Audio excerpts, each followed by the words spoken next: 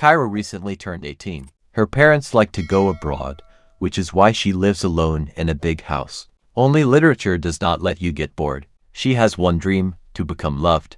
And something new is going to happen in her life today. She will be able to meet a writer like herself, Jonathan's teacher. He found inspiration in this remote town. Kaira comes to class before everyone else. This surprises Jonathan, and he asks where she lives. They tell each other about their lives. Jonathan is amazed that Kaira has read the entire curriculum. Kaira jokingly replies that she likes it tougher. Then Vinnie comes into the office and fires her friend to talk. While they're gone, Jonathan looks at Kaira's books. Boris distracts him. He immediately realized that Jonathan was reading the girl's book. Since its plot is very vulgar, the guys wouldn't read it. By coincidence, Kaira likes to read a book written by Jonathan. He lives with his wife Beatrice, who is also a writer. He tells her that her student is reading his book. The duo starts dancing, but they are distracted by a call from Emmy. A new day is coming. Teachers are relaxing, sitting on a bench, and drinking coffee. Boris wonders if there are ghosts in the forest. Boris offers cookies, but Jonathan can't take his eyes off Cairo.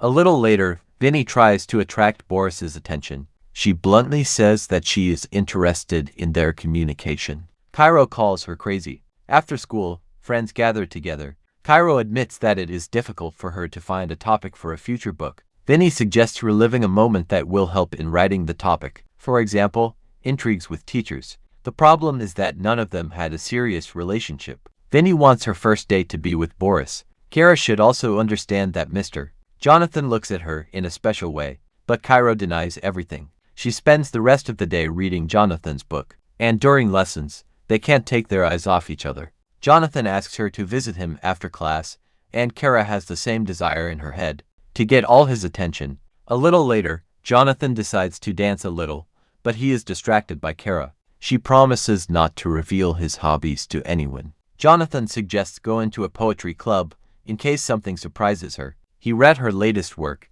and he really liked it. Kaira burns with shame and explains what her work was about. Jonathan wants her to write a story in the style of her favorite author. Kaira accepts the assignment, adding that she has read his book in full, after which she repeats some phrases that she liked the most. Jonathan doesn't even know what to say to him. Kaira breaks the awkward pause and apologizes. Suddenly Vinnie comes into the office, and the duo ends the conversation. Today, teachers and Beatrice visit the cafe.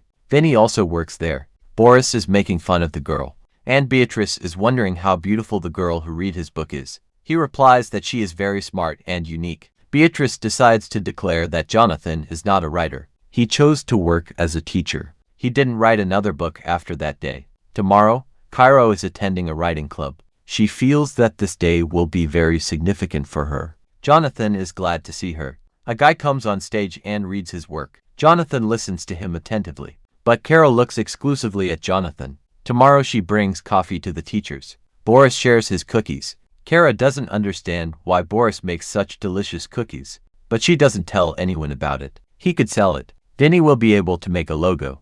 The girls stopped by Jonathan's place today. He tells me that he is going to go on vacation with his wife. Vinnie sees how the Mila duo communicates with each other, and when the teacher comes out, she suggests that Cairo make the first move and seduce Jonathan. Boris interrupts their conversation. He decided to sell cookies. Vinnie quickly joins their team. All she needs is his number. That afternoon, Kaira called Jonathan. He promises her that he will stop by her place before leaving. Kaira argues that when love is real, it is quiet and inevitable. A couple of hours later, Jonathan arrives at Cairo. She leaves the house dressed in a white dress. All Jonathan can do is stand and watch as she walks towards him. Kaira stops and asks to come to her. Jonathan stands still anyway, and then Kaira makes the first move, followed by a kiss. When he returned home, he kept getting messages from Cairo. Beatrice is annoyed by the notification. This forces Jonathan to go to the barn. There he begins to read Cairo's new book. He gets carried away and imagines that they are the main character. Unable to resist, he does the dirty deed. A new day is coming.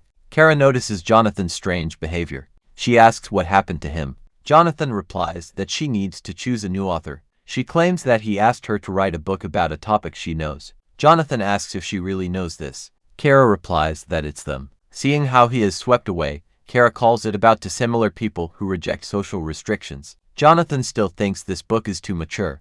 Kaira is sure he's too scared. They're not strangers anymore. Jonathan tries to explain that she is his student and he is a teacher. Kaira still wants recognition that the job is good. It's just that Jonathan doesn't want to admit it and calls Jonathan redundant, but without ambition. He could be much better, but right now he's irresponsible. Before she leaves her story in the mailbox for the administration. Friends meet in the evening. Vinnie asks if she likes Jonathan. Kaira calls it an imitation of sushi from a gas station, but she loves it anyway.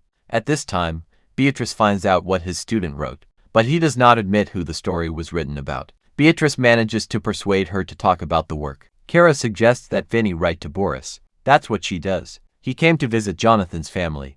Beatrice notices Boris texting someone, but he won't tell her who it is. The conversation begins to turn in a different direction, and Boris puts the phone away. Jonathan got a call from the administration, and was accused of having an inappropriate relationship with Cairo, but he denies everything. He understands that if she manages to prove that they had something, he could lose his job. Beatrice adds that she is not only working, and asks to tell the truth. Jonathan swears that nothing happened. Tomorrow, Kaira is skipping classes. Winnie looks very confused. She tries to make Jonathan feel guilty, but he looks as cold as possible. Later, Cairo comes to the director and describes their adventures. Jonathan has to defend himself. He was lucky that their stories matched. To the final question, Cairo replies that nothing has happened that she would not like. Obviously, Jonathan doesn't know what she said, and he's very confused by the question.